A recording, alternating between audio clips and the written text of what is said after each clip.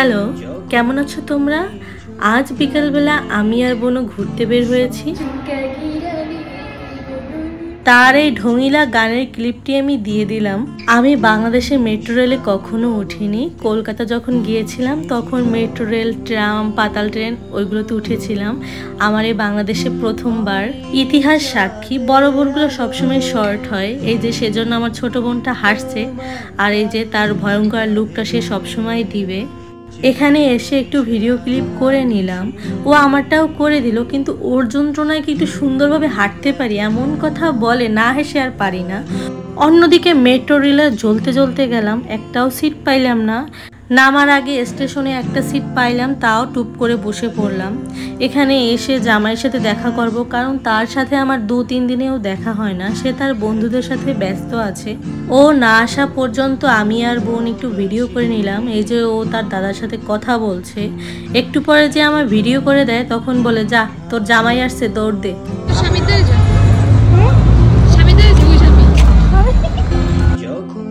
অন্যদিকে আরেকটা কথা বলেনি, এটা কিন্তু আমার শীতকালীন ভিডিও, অলসতার কারণে আপলোড করা হয়নি।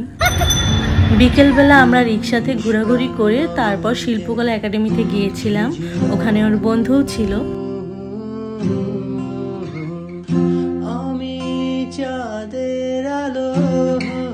এখানে এসে চাটা খেলাম এবং কিছুক্ষণ আড্ডা দিলাম।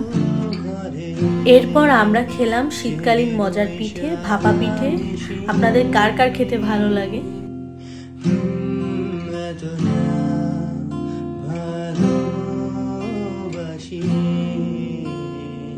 এখানে কিছুক্ষণ থেকে মুক্তমঞ্চে গান শুনলাম। অন্যদিকে সে আমাদের মিষ্টির দোকানে নিয়ে আসলো। সে আমাদের বলল যে বাসায় যাবার আগে তোমরা কি খাবে এবং কি নিবে। তখন বললাম যে এ কথা বলার কারণ কি। তারপর শুনি সে আজকের বাসায় যাবে না, এজন্য আমাদের বলল তোমরা কি খাবে। তখন আমরা বললাম লাড্ডু আর রসগোল্লা। তখন আমাদের লাড্ডু আর রসগোল্লা কিনে দিল। বাসার জন্য প্যাকিং করে নিয়ে গেলাম। বলতে গেলে এটা ছোট মোটো একটা ঘুষ। সে যাবে না। সে বলে তোমার সাথে তোমার বোন থাকলে তো আর আমাকে দরকার হয় না, এজন্য তো আমি রিল্যাক্সে বন্ধুদের সাথে ঘুরতে পারি।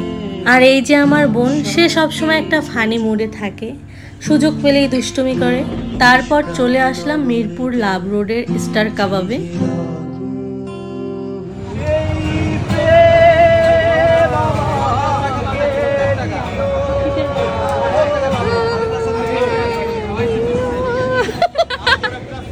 শয়তান।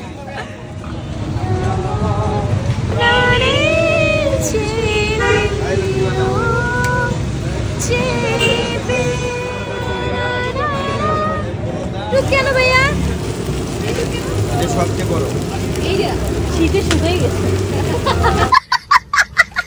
এই যে আমাদের নতুন রাঁধুনি, কিন্তু রাঁধুনির রান্নার গ্যারান্টি দিতে পারছি না। ভাই ভালো হবে না, তুই খাবে না। আমরা এখানে নিয়েছিলাম চিকেন চাপ এবং সাথে একটা কাঁকড়া, কারণ শেষ সময় গিয়েছিলাম কাঁকড়া ছিল না। এখানের চিকেন চাপ আর লুচিটা অনেক মজার এবং শেষ সময় গিয়েছিলাম তো ওই জন্য সব থেকে শুকনা যে কাঁকড়াটা ওইটাই ছিল বাচ্চা। খাওয়ার মধ্যে আমাদের 1 পিস কাঁকড়া চলে এসেছে। আমি আমার বোনের একটা কথা শুনাই, ও সবসময় আমার সাথে এমনটাই করে। এখানে আমার কাঁকড়ার ঠ্যাংটা বড়, একটা কাঁকড়ার 2টা ঠ্যাং, তাও কি বড় ছোট আছে। এখন কি লাগে বলুন তো, কাঁকড়ার ঠ্যাংটা দিয়ে একটা বাড়ি মেরা লাগে না?